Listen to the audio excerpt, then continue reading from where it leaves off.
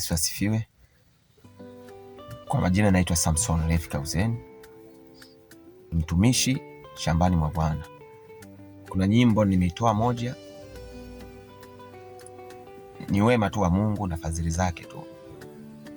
Amenijalia kutoa single moja ambayo inaitwa Niseme Nini, ambayo sasa hivi iko kwenye platforms za YouTube, TikTok, Instagram na Facebook. Usiache kusikiliza, usiache kushare, usiache kuilike. Ni nyimbo moja nzuri sana yenye nguvu za kimungu. Bwana akubariki na kuzidishie pale utakapotoa muda wako kwa ajili ya kusikiliza hii nyimbo, kwa ajili ya kulike, kwa ajili ya kushare. Amen.